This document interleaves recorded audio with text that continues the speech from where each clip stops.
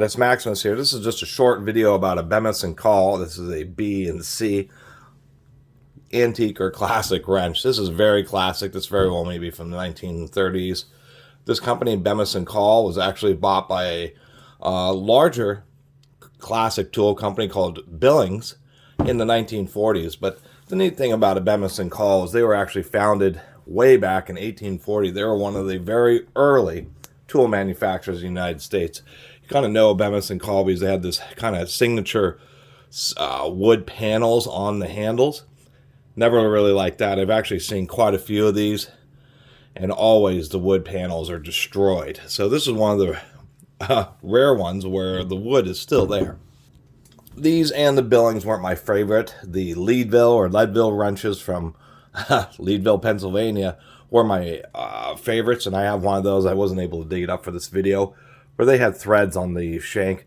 This style is not my favorite just because it has this threaded collar here on the front. The problem with that is it kind of wants to make this jaw get a little bit cockeyed, and it's not super easy to actually operate.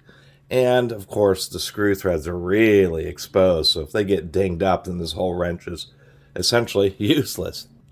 Plus other simple facts, such as when you're closing it all the way, the welding here, and I believe that's just forged welded, the head is forged welded onto the rod, doesn't allow the jaw to come completely shut. But these are old school wrenches. This back part really is a hammer. These are one of the few tools like a wrench that is designed to be used as a hammer. Anyway, not a lot else to say about these. Just wanted to make a little video about this old Bemis, wood-paneled Bemis and Call, and thought it was a neat old wrench. Now, the company that did buy them, like Billings, I'll do a video. You know Billings just because they are, they mark them, of course, but they had this interesting head design, where this is just a more squared off top.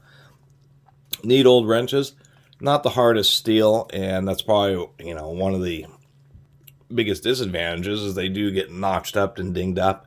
An advantage of this style wrench is, of course, huge jaw capacity, but a disadvantage to this style wrench, this thing is actually difficult to even open up, is as you open it, the lower jaw moves up the handle.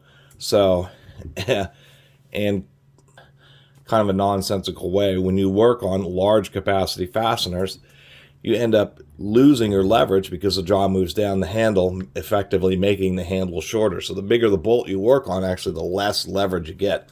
And that's where and why things like the adjustable crescent wrench really took off and really became the standard, is even no matter how big or small of a fastener you work on, with a traditional crescent wrench, you still get the same amount of leverage. Also, these make a lot more efficient use of steel. You know, this weighs a lot less for the range of capacity that it has versus one of these old wrenches. But I did want to make a video once again just because Bemis and Call was one of the very early tool manufacturers in the United States. I think they were around before even Stanley Tools was founded, and it's always kind of neat to run into one of their wrenches. And actually, I probably will keep this wrench just for the historical value of it, and the fact that I think Billings stopped even making anything branded Bemis and Call in the 1950s. So the newest this wrench could be is about 75 years old, but it could easily be 100 years old or more, which is kind of neat. But compared to modern day tools, I mean, this is probably 5 to, not 8 pounds, but this is 5-6 pounds of steel. I'd imagine trying to carry this around. I see why they designed it to be used as a hammer, because it's kind of twofold. One is a wrench and two is a hammer. So you have a little bit of a reason to carry around just such a huge mass of steel.